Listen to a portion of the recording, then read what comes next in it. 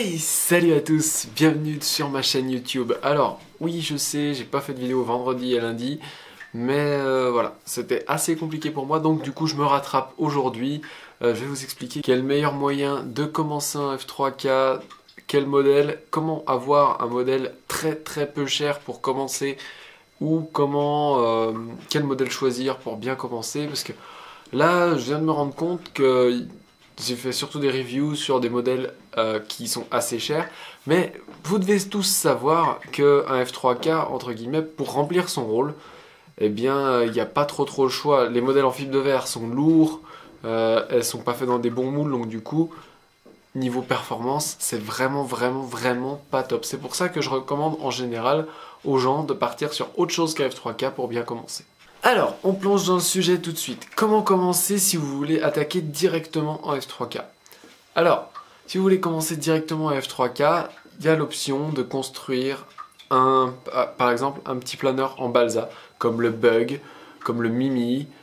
C'est deux petits planeurs en balsa faits pour être lancés en technique DLG, qui sont malgré tout assez lourds et beaucoup moins performants qu'un F3K composite de nos jours, mais qui permettent quand même déjà de faire des trucs sympas. Après, si vous voulez un truc beaucoup plus facile à faire, plus facile à réparer, etc., c'est le Depron. Moi, perso, j'en ai fait 3 au moins de DLG en Depron.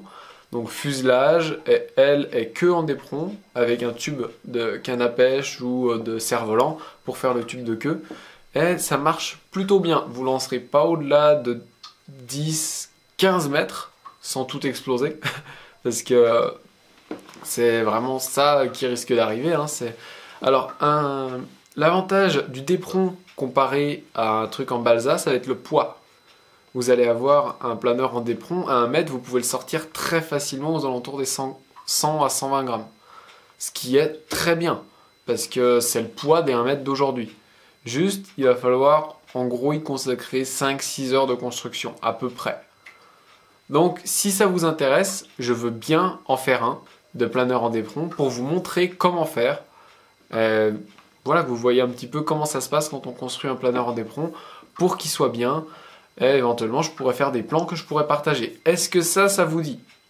Faire un planeur signature par mois où je vous distribue les plans. Est-ce que ça vous dit? Dites-le moi en commentaire, surtout n'hésitez pas. Ça pourrait, même pour ceux qui ont déjà des F3K, ça pourrait faire un petit planeur fun. Donc moi, a priori, il ferait pas 1 mètre, il ferait 80 cm déjà. Je vous expliquerai tout ça, pourquoi 80 cm plutôt qu'1 mètre, dans une vidéo détaillée.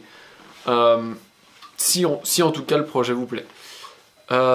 Ensuite, donc pourquoi je fais des reviews sur des planeurs principalement composites? Eh ben, tout simplement parce que moi, en gros, avec quoi je vole, c'est que des planeurs haut de gamme, parce que si j'ai des planeurs plus bas de gamme, tout simplement ils explosent au lancer, ou je trouve qu'ils volent pas bien, du coup je vais pas faire de compète avec, et du coup bah, je trouve pas l'intérêt d'en avoir, parce qu'à la base les planeurs que je review c'était des planeurs pour moi. Ceux d'autres que j'ai fait de review comme l'Helios ou le Boom, ça a été pas mal parce que c'était un planeur que je pouvais revendre après. L'Helios c'est le planeur d'un ami qu'il fallait que je lui monte, donc du coup ça a permis de m'aider à faire des bonnes reviews pour vous. Là bientôt je vais avoir un Vortex 3 avec l'aile en 2 pièces, je vais avoir un Banff, il va certainement y avoir d'autres planeurs qui arrivent, on croise les doigts pour l'instant. Donc voilà, aujourd'hui c'est ça, c'est pour ça qu'il y a des telles marches, parce que tout simplement si vous voulez bien progresser en F3K, je vous conseille si vous savez déjà piloter, de prendre déjà un bon F3K. Ce ne sera pas un investissement perdu. Si vous prenez un long shot, ça va être lourd, ça va être peu performant, et il y a de grandes chances que ça casse. Parce que franchement, les matériaux sont pas terribles. Le tube de queue, il se casse facilement, le nez, pareil. Si vous voulez pas faire de compète, voire même pas lancer haut, si votre objectif c'est pas de lancer haut ou quoi que ce soit, c'est de voler quasiment à la pente, ou entre guillemets jamais progresser assez haut pour vraiment prendre des thermiques, lancer haut, etc. Long shot conviendra. C'est un exemple, hein, le long shot. Vous pouvez prendre aussi le Predator 2, le Top Sky, enfin, il y en a plein. mais mon plus bel exemple c'est le Longshot. Moi franchement je le recommande pas. Hein. Moi ce que je recommande c'est d'acheter par exemple une bonne mousse, par exemple un Radiant, un Solius, un Héron. Donc ça c'est des bonnes mousses qui permettent vraiment d'apprendre à bien piloter. Vous prenez ça, vous mettez du moteur, etc. et vous apprenez à piloter. Et après, vous prenez un F3K. Et là, vous allez vraiment vous amuser avec un F3K parce que vous savez piloter, vous savez comment détecter un thermique, vous savez tout ça. Et là c'est vraiment bon. Donc voilà mes conseils si vous voulez vraiment débuter en F3K. Soit vous faites un petit truc en DEPRON et là, il va y avoir le truc de lancer, essayer de durer le plus longtemps possible. Et là, vous allez accrocher, c'est sûr.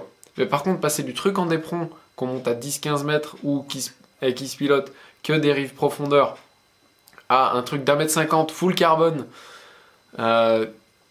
qui se pilote un peu plus difficilement, on va dire, eh bien là, ça va demander quelque chose en plus. Hein. Surtout, ça va procurer un gros stress en plus de le faire voler.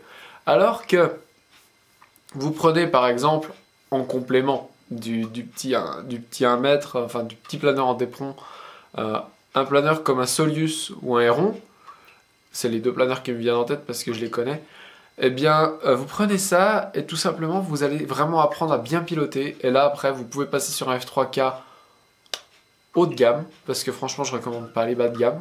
Hein. Je sais que ça peut paraître ouais mais t'es sponsorisé machin, non.